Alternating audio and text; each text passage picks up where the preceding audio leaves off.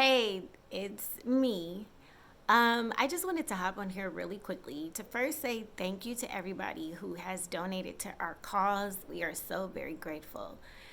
Second, in this quest of raising funds and getting the word out about the project, I've been reaching out to a lot of friends, a lot of colleagues, a lot of peers, people that I have met along this journey. And I got one piece of feedback today that I really wanted to comment on.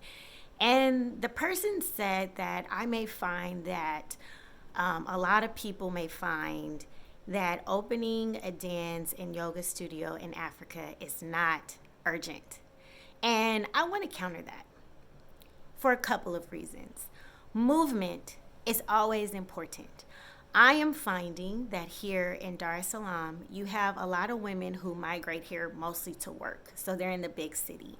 They are being removed from their tradition of natural birthing, using their traditional medicines during pregnancy, labor, delivery, their traditional diets, and things of that nature. And they're finding themselves birthing more in the hospital.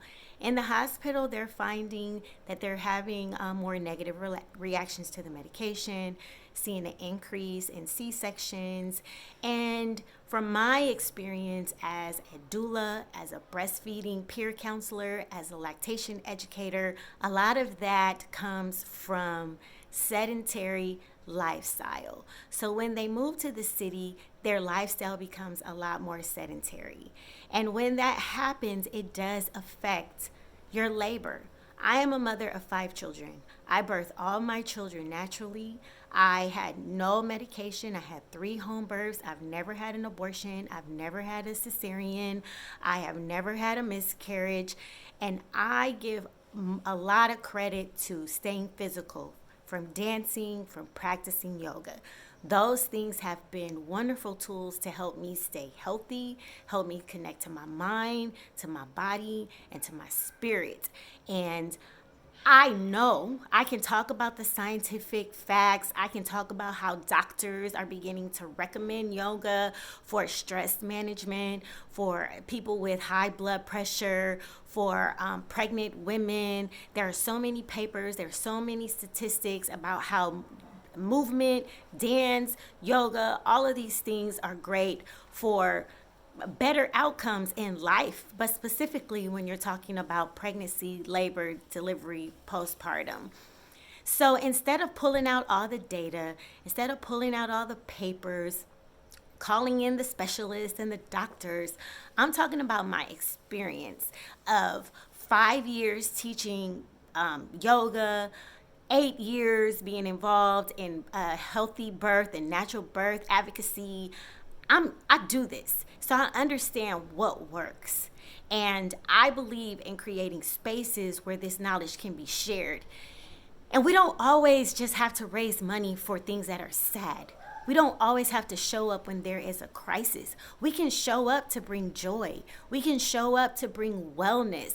I feel like there's so much money that's just going to address trauma. So much information is going towards traumatic experiences of Black women and birthing experiences, when there are plenty of Black women that are having beautiful experiences. There are plenty of Black women that are having wonderful hospital births and beautiful home births and great birth center births. We need to hear more of those stories. We need to hear more stories about successful breastfeeding and how they overcame any type of trials or tribulations when it came to breastfeeding. Let's highlight those stories. We don't always have to peddle trauma. We don't always have to donate to traumatic things. We can show up in capacities that bring joy and health and wellness and love and peace and joy, and where people can grow skills and build careers and all this other kind of stuff, and it can be positive. So for people who may think like this particular person, like, oh, I don't think that's important, you're wrong. Just because it's not traumatic doesn't mean it's wrong. Being physical is very preventative for many health conditions. And this is a way for us to create a space where people can learn how to troubleshoot different health conditions that come from transitioning into a sedentary life. Because as you know, in Africa, they move. But once they move their bodies, they dance, they do all kind of stuff. But once they transition to a more sedentary lifestyle, they're taking on Western health complications because they are starting to exist like Western people. So you see an increase in diabetes. You see an increase in high blood pressure. You see an increase in urinary tract infections because of dietary choices and changes, because of walking in the heat and not drinking enough water. There's so many different things that are happening. So yes, it's a yoga and dance studio, but we're also going to talk about wellness. We're also going to be training people. We're also going to be advocating for natural health and remedies and reminding them of their historical approaches to health and creating spaces for the youth to have outlets during the summer months and the holiday season where they don't have to just be sitting around and doing nothing. Tanzania is 50% youth, but they don't have a lot of outlets. So creating a space where they can come and practice dance and learn African American tap dancing and modern dance, and couples can come and take salsa and bachata and kizomba, and they can take capoeira, different things that are not offered in many places to keep them physical, to keep them out of trouble.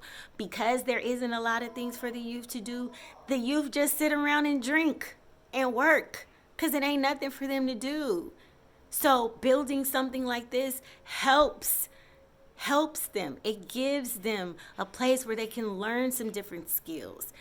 And we will go from there. That's just a space for us to assess the needs of the community and to keep going. Anyway, we need your donations. And if you are willing to give, we are definitely willing to accept. The link is in the bio. I can talk about this all day long. Again, we appreciate those who see the vision. We appreciate those who have given, and sending love and light to you all. Peace.